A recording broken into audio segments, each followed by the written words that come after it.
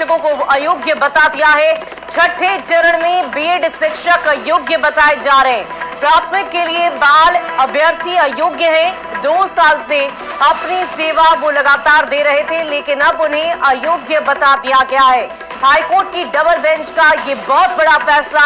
छठे चरण में बहाल हुए थे 22,000 शिक्षक जो पिछले 2 सालों से अपनी सेवा लगातार दे रहे थे, लेकिन उन शिक्षकों को अब अयोग्य बता दिया गया है। बीएड के आधार पर इनकी बहाली की गई थी। हाईकोर्ट ने साफ कहा कि राज्य सरकार को नियुक्ति पर दोबारा काम करना होगा और एनसीटीई की मूल अधिसूचना के अनुसार योग्य उम्मीदवारों को केवल उसी पद पर रखा जा सकता है जिस पर उन्हें नियुक्त किया गया है। राज्य अब निर्णय ले कि रिक्त होने वाले पदों को कैसे भरा जाएगा। प्राथमिक विद्यालय के शिक्षकों के रूप में पात्र उम्मीदवारों को मेरिट सूची से भरे। छठे चरण में नियोजन इकाई के जरिए ये शिक्षक बहाल किए गए थे। पिछले 2 साल से ये अपनी सेवा दे रहे थे और बीएड शिक्षकों को ये बहुत बड़ा झटका सुप्रीम कोर्ट की तरफ से लगा है।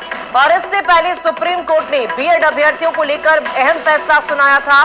फैसले के बाद बिहार में बीपीएससी ने प्राइमरी में बीएड के रिजल्ट पर रोक लगा दी थी। और इस पूरी खबर की अधिक जानकारी के साथ संवाददाता रजनीश हमारे साथ फोन लाइन पर है। रजनीश, क्या जानकारी है? क्या वो बीएड अभ्यर्थी जो पिछले 2 साल से सेवा दे रहे थे, अब उनके सेवाओं पर रोक लग जाएगी? देखिए शुभी, ये बड़ा झटका माना जाएगा। बिहार के जो टीचर हैं जो छठे चरण में बहाल हुए थे, जिनकी संख्या तकरीबन 22,000 है। बता दें आपको, कुछ महीने पहले ही सुप्रीम कोर्ट ने यह फैसला सुनाया था कि 1 to 5 यानी प्राइमरी में जो बीएड अभ्यर्थी हैं वो पात्र नहीं है, वो योग्य नहीं है। जिसके बाद बिहार में बीपीएससी से शिक्षक बहाली में जो फॉर्म फिलअप करने वाले जो अभ्यर्थी हैं उनके रिजल्ट पर बीपीएससी ने रोक लगा दी थी। और जो 2 साल से सेवा दे रहे हैं बिहार के जो बीएड शिक्षक हैं जो प्राइमरी में बहाल हैं, उनकी बहाली प्रक्रिया अलग थी। नियोजन इकाई से वो बहाल हुए थे और सुप्रीम कोर्ट के फैसले से पहले वो बहाल हुए थे।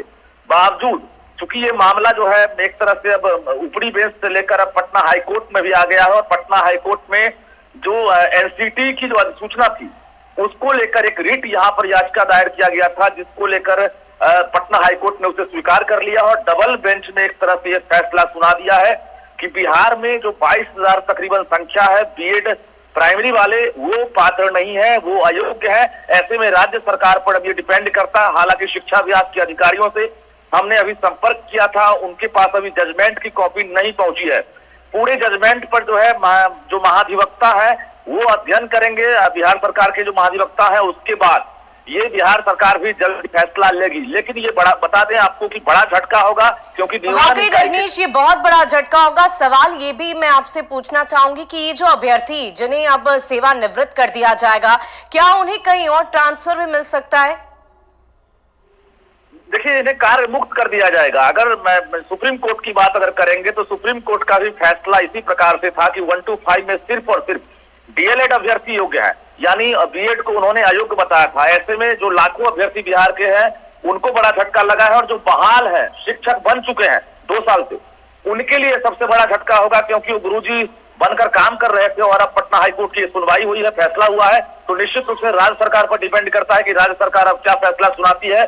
तब तक फिलहाल अभी नौकरी जाएगी कि नहीं, कार्य मुक्त होंगे कि नहीं, इस पर कहना बाकी रजनीश अब देखने वाली बात होगी कि इन शिक्षकों के लिए आगे क्या कुछ फैसले लिए जाते हैं। हम आशा करते हैं कि कुछ बेहतरीन फैसले इनके लिए लिए जाए।